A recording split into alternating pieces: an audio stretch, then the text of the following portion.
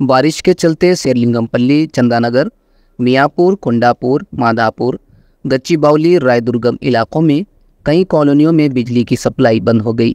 बारिश के बाइस दरख्तों की शाखें टूटकर बिजली की तारों पर गिर गई, जिस पर हुक्काम ने बिजली की फराहमी बंद कर दी।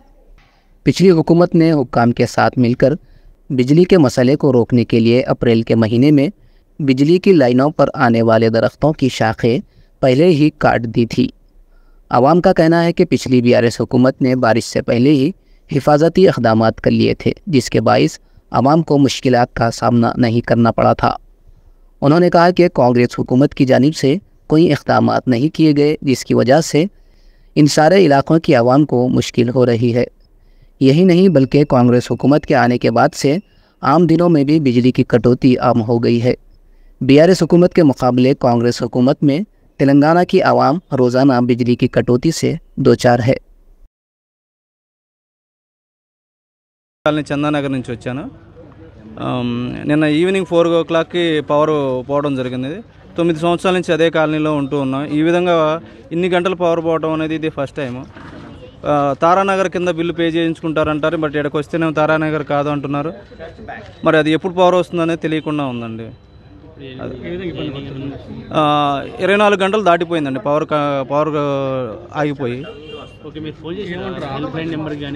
ఫోన్ చేసామండి, బట్ వాళ్ళు ఎవరు రెస్పాన్స్ ఏం అవ్వలేదు। కాల్ రింగ్ అవుతూనే ఉంది కానీ ఎవరు రెస్పాన్స్ అవ్వలేదండి।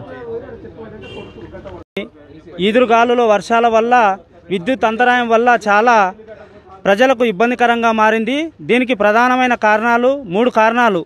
ఒకటి అధికారుల నిర్లక్ష్యం, రెండవది 1000 మీటర్లకు ఉండాల్సిన ఒక లైన్మెన్ 2000కు, 3000కు, 4000కు, 5000 మీటర్లకు సంబంధించి ఒక లైన్మెన్ ఒక ఆర్టిజన్ పెట్టడం అధికారుల అలసత్వం।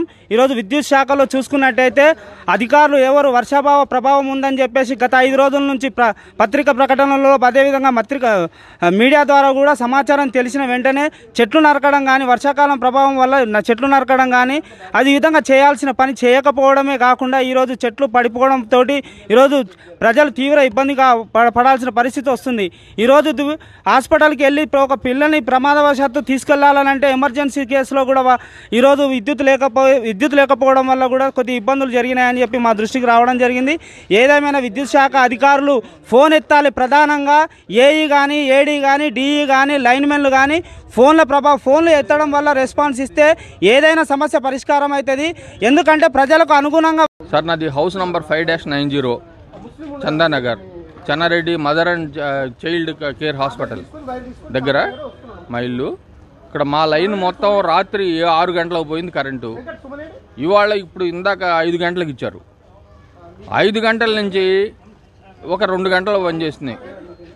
ఆ 2 గంటల్లో కూడా ఒకసారి పోయింది, మళ్ళీ ఒక 10 మినిట్స్ తర్వాత మళ్ళీ వచ్చింది, మళ్ళీ ఇప్పుడు బాంబు బ్లాస్ట్ అయినట్టు బ్లాస్ట్ అయిపోయింది, కరెంట్ లేదు, పవర్ అది కంప్లైంట్ ఇవ్వడానికి మళ్ళీ వచ్చాం।